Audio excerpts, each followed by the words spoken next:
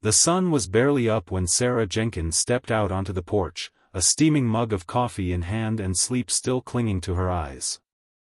The morning air in rural Wyoming was sharp, the kind that bit the lungs before waking them, and the horizon was a wash of pale gold where the first light brushed the ridge.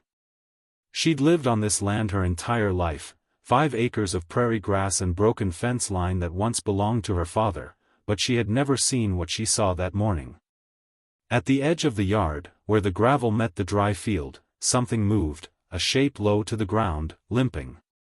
She squinted, the mug frozen halfway to her lips. At first, she thought it was a coyote, maybe hurt or starving. But as the shape drew closer, its gait heavy and deliberate, she saw the stubbed tail, the muscled shoulders, the amber eyes that caught the light like molten fire. A bobcat. It was large for its kind, its coat mottled with streaks of tawny brown and ash gray, a smear of dried blood across one flank. One paw dragged slightly as it walked, and each step looked like pain. Sarah's heart thudded. Wild animals didn't come this close. They avoided people, dogs, cars, noise. But this one didn't flinch. It walked straight across her yard, past the tire swing and the stack of chopped firewood, and stopped right in front of her porch steps. Then, unbelievably, it sat down. Sarah froze. The bobcat stared at her, unblinking, its sides rising and falling in shallow, deliberate breaths. It looked exhausted, but there was something else in its gaze, defiance, maybe, or pride. Like it wasn't asking for help, only acknowledgement. She set her coffee down slowly and took a step backward toward the door. "Ben," she whispered. Her husband's boots sounded against the wooden floor behind her. "What is it?" There's a bobcat. In the yard." He stepped out beside her, broad-shouldered and still half asleep, eyes narrowing as he took in the sight. "Well, I'll be damned." The animal didn't move. Its fur was matted along one leg, and she could see a gash running just above the paw, clean but deep, maybe from barbed wire. Ben muttered something under his breath and reached for the old Remington leaning against the porch railing. "Don't," Sarah said sharply. He hesitated. "It's hurt," she added. "And it came here on its own." Ben frowned but lowered the rifle. "That's not normal behavior."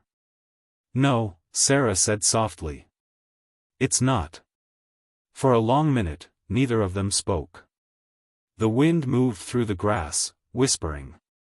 The bobcat blinked once, slow and deliberate, like it was measuring them. Then it looked past them, toward the house, the open door, the warmth spilling out from within. "Ben," Sarah said quietly, "it's not leaving." He rubbed his jaw. "Let's see if it does when the sun's higher." But it didn't. By noon, the bobcat had shifted to the shade of the porch. Sarah watched from inside through the kitchen window as it lay on its side, panting softly, its flank trembling. Every instinct told her to leave it alone, nature takes care of its own, but something about its stillness, its quiet claim over their yard, pulled at her. Ben had gone into town for supplies, so she was alone when she finally stepped outside again. The air had warmed, the grass humming with cicadas. She carried a bowl of water and set it down 10 feet from where the animal lay. Its eyes flicked to her, but it didn't move. "There you go," she murmured. She backed away, slow and steady. The bobcat watched her for a full minute before lowering its head to drink. The sight was strange, humbling, even. A wild creature accepting her presence, if only for a moment. When Ben returned, he didn't say much. He just shook his head and muttered, "You're gonna get yourself bitten one day." That night, a storm rolled in from the west. The wind howled against the eaves, and rain swept across the fields in silver curtains. Sarah couldn't sleep. She kept thinking of the animal outside, shivering under the porch steps. Around midnight, she rose, wrapped herself in a coat, and went to the door. Lightning flashed. The yard was empty. Her heart sank. She told herself it had wandered back into the hills, that nature had reclaimed it. But then, as thunder rolled low and heavy, she saw movement again, right by the woodpile. The bobcat was there, drenched, pressing against the wall for shelter. Sarah stepped outside. The rain hit her face in cold sheets. "You stubborn thing," she whispered. It turned its head toward her, ears twitching, eyes glowing faintly in the lightning's glare. For a moment, human and animal simply regarded one another, two creatures caught in the same storm, both unwilling to yield. She opened the barn door a crack and gestured. "In here," she said. The bobcat hesitated. Then, limping, it crossed the threshold and vanished into the dark. By morning, the rain had passed. When Ben came looking for her, he found her sitting just inside the barn, a blanket around her shoulders, the bobcat curled near the hay bales, asleep. "You're out of your mind," he said quietly. "Maybe," she replied. "But it's alive." Over the next few days, the bobcat stayed. Sarah left food scraps and water, never getting too close. The wound on its leg scabbed, and its breathing steadied. It watched her constantly, eyes sharp, always aware. Yet it never lashed out. It never fled. It simply existed, as if it had chosen this place and wouldn't be driven away. Neighbors began to talk. People in small towns always do. They called it reckless, dangerous, foolish. But Sarah didn't listen. She'd seen too much life and loss to believe that every threat needed a bullet. One afternoon, she found the bobcat perched in the open barn door, sunlight warming its fur. It looked better, stronger. She smiled despite herself. Ben joined her, leaning on the fence. "You think it'll leave?" Sarah shook her head. "I think it's already home." He snorted. "We can't keep a wild animal." "We're not keeping it," she said softly. "It's keeping us." He looked at her like she'd lost her mind, but she didn't explain. She couldn't, not fully. Because deep down, she knew the truth. The day that wounded Bobcat limped into their yard, something in her had woken, a stillness she hadn't felt since her father's funeral, since the long quiet years when the land felt empty. The animal had brought something back with it. A reminder. That survival wasn't always about running or fighting. Sometimes, it was about staying still long enough to heal. That night, Sarah dreamed of the plains, the wind carrying voices, her father's laughter somewhere among them. When she woke, the barn was quiet, and the space where the bobcat had been was empty. Only a few paw prints marked the dust. For the first time in years, she smiled through tears. But the story didn't end there. 2 nights later, long after midnight, the dogs began to bark. Ben jolted awake, grabbed the flashlight, and went to the window. "Something's out there," he said. Sarah followed, heart thudding. The beam cut across the yard, catching movement by the fence line. The bobcat was back, but it wasn't alone. Beside it, in the grass, 2 smaller shapes moved, kits, wobbling and new to the world. The mother turned her head toward them, then toward the porch. For a heartbeat, her gaze met Sarah's across the dark, and something passed between them. Trust. The days that followed were oddly still. Sarah found herself stepping out onto the porch each morning, coffee in hand, scanning the ridgeline as though expecting to see movement there, a flicker of tawny fur against the gold of the hills. But the fields stayed empty. The barn felt larger, quieter without the sound of soft paws shifting in the hay. Ben tried to fill the silence with small talk. He fixed the tractor, mended the fence, hammered loose boards in the chicken coop. Yet even he seemed to pause now and then, eyes drifting toward the fields. There was an unspoken understanding between them. The bobcat had left something behind, invisible but heavy, as if her presence had soaked into the land itself. A week passed before anything stirred again. It was near dusk, when the world turns that strange in-between color, neither gold nor blue.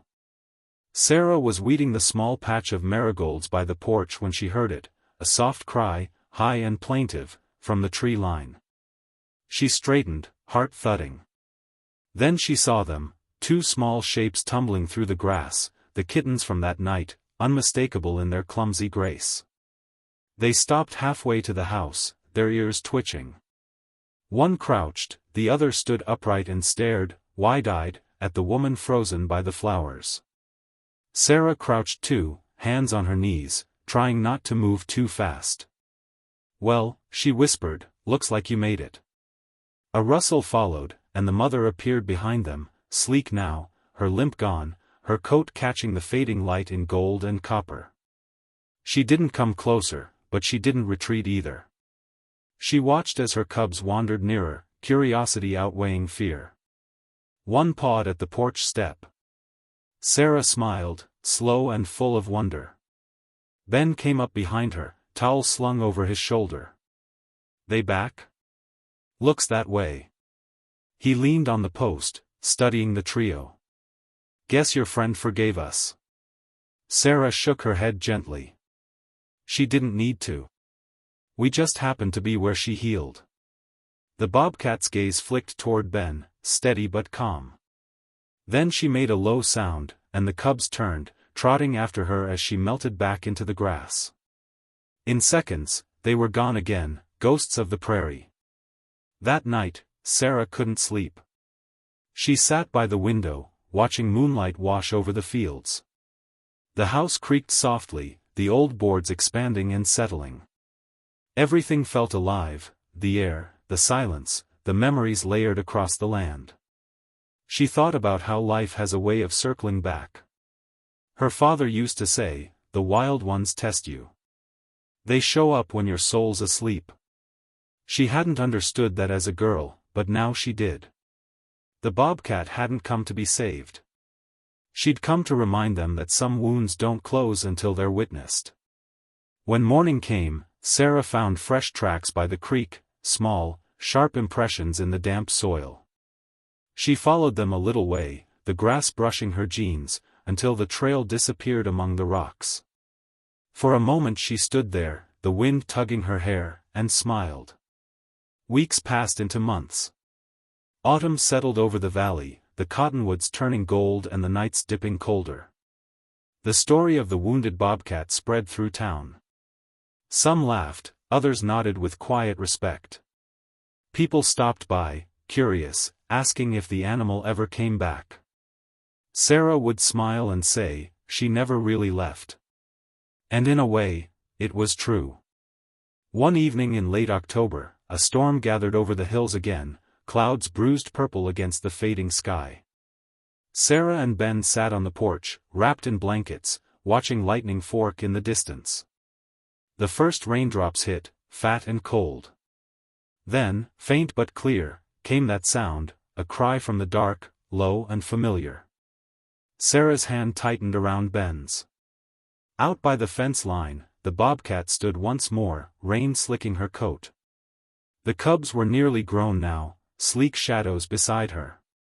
She looked at the house, at the people on the porch, and for a long breath, no one moved. Lightning flashed again, turning the world silver. Then she turned away, disappearing into the storm. It should have felt like an ending, but it didn't. It felt like a promise. The next morning, when the air was cool and bright, Sarah walked out to the barn and found something near the door, a small tuft of fur caught on the splintered wood. She held it gently in her palm, smiling through tears. Life moved on, as it always does. Winter came, harsh and unrelenting. The hills froze, the creek hardened to glass. But the land didn't feel empty anymore. Every echo in the barn, every whisper of wind through the grass carried something of that wild grace. On quiet nights, when the stars burned cold and clear, Sarah would step outside and listen. Sometimes, just on the edge of hearing, she swore she caught a faint sound in the distance, a soft cry rolling through the hills, reminding her that not everything wounded stays broken. In time, new life came to the farm. A stray dog wandered in one spring morning, ribs showing, eyes wary. Ben wanted to chase it off, but Sarah only smiled and set down a bowl of water. "Seems we've got a reputation," she said. The dog stayed. It slept in the barn, patrolled the fence, barked at shadows. But every so often, when the night grew still, it would lift its head, ears pricked toward the dark beyond the yard, as if it heard something out there that no one else could. Maybe it did. The years softened after that. The land healed. The fences mended. Sarah's hair silvered at the temples, Ben's laugh deepened into a rasp. But sometimes, when storms rolled down from the ridge and the air smelled of rain and pine, Sarah would still think of that first morning, the sight of a wounded creature crossing the field like it belonged to something greater than fear. Because it did. The bobcat had come broken, limping, wild. Yet she carried herself like a queen, daring the world to deny her place in it. And in doing so, she'd shown them both how to reclaim their own. Sarah often told the story to neighbors who came by for coffee, her voice low and calm, as if sharing a secret that the land itself had whispered. She never embellished it. She didn't need to. The truth was enough. A wounded bobcat limped into their yard one morning and sat down like it owned the place. And somehow, it did, because from that day on, the place no longer felt like just theirs. It belonged to everything that had ever fought to survive there. When the sun dipped behind the ridge and the world turned to copper and shadow, Sarah would sit on the porch, watching the line where the fields met the trees. Sometimes she'd think she saw movement, a flicker, a shape, gone too quickly to be sure. And she'd smile to herself, whispering into the quiet, "You're welcome home." The prairie wind carried her words away, across the grass and the fading light, toward the hills where wild things healed and the past was never truly gone.